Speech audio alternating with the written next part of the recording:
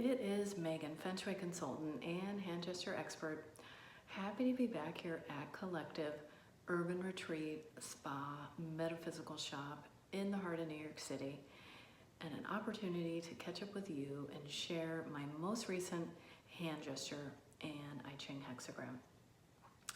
So this hand gesture is quite simple and such a great way to help with panic. According to Gertrude Hershey, this helps with panic attacks, and so you just tuck the thumb in between the index and the middle finger there. And so in her mudra deck, she talks about how this, if you have exhale more strongly than the inhale, it can help calm you down. And you know, we can all use help with that, right? Calming our nervous system.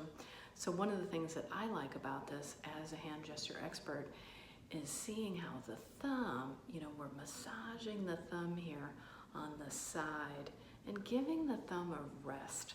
You know, it has such a big job, but it's not all about the thumb, right? And so that way we tuck the thumb and of course calm our central nervous system and also calm down our ego, you know, since in palmistry the thumb is connected to the ego. So I invite you to try this. And she calls it the courage mudra, so it also helps with courage. And you know, courage, the word comes from cuore, which means heart in Italian. So seeing how you can use this gesture and think of an area of your life that you are wanting to augment your courage, and how you can do it. Simple way is just by practicing this gesture. So the I Ching hexagram that I chose actually has to do with the Chinese astrology that we have just entered back on September 7th, and that is the Yin Rooster month. And this hexagram has to do with this Yin Rooster month, and it is number 17, which is called following and also adaptation from the modern Feng Shui perspective.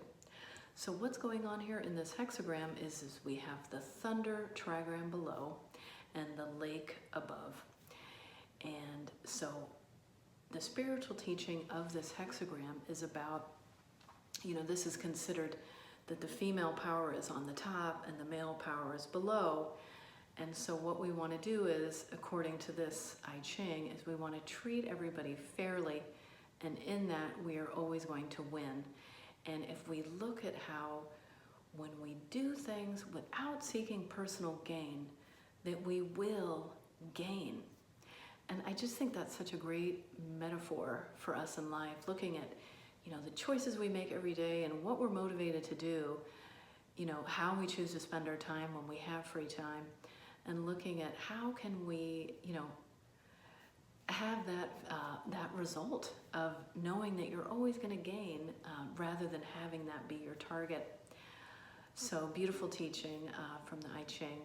And from a modern Feng Shui perspective, what this hexagram has to do with is how we use our space in our apartment, and looking at, since we have that lake above and the thunder below, we're looking at limitations. And so what can we put in our space, and how we choose what we put in our space, and the intention we have for our spaces. You know, and so much we have hobbies and things we'd like to do, and of course we want to make space for those where we live, if that is an activity that you can do at home. So looking at how can you be more mindful of choosing the intention you have. You know, if you have a big interest in dance and you want to practice in your front room, well, how can you make that space? So looking at how to adapt with the space that we have. And we know as New Yorkers that we really value every square inch of our apartment and our use of our space. So we really want to have a clear intention of how we would like to use it, because they say that if you don't do that, if you don't have an intention for the space, it will end up either being underused or it will be a chaotic space. So And I also invite you, if you spend the majority of your day seated at a desk, if you click on the link in my bio, then I can help you get in command, change your life using simple Feng Shui principles in the digital product that I have created. So I invite you to check that out and see how I can help you get in command and change your life. You know, and while I'm here at Collective, I like to walk around the shop and see all the neat things that are for sale. And since we're in this Yin Rooster month as of September 7th, and Rooster is associated with metal, and of course Yin is the smaller version of Yan. So I came across these lovely pendulums, and I thought that's a nice use of this Yin metal.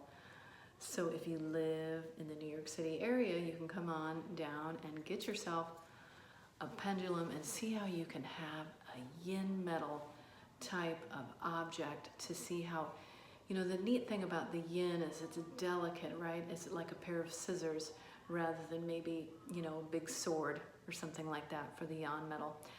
And so, you know, Yin metal is showing us in nature about how getting ready to let go of what we no longer need. So I invite you to call in the Rooster this month of how it can help you really let go and prioritize what it is really in your life right now as we start to get back into this season of prioritizing what is important in our life. Until next time, I look forward to seeing you for the next I Ching hexagram and divination. Until then, take care. Bye for now.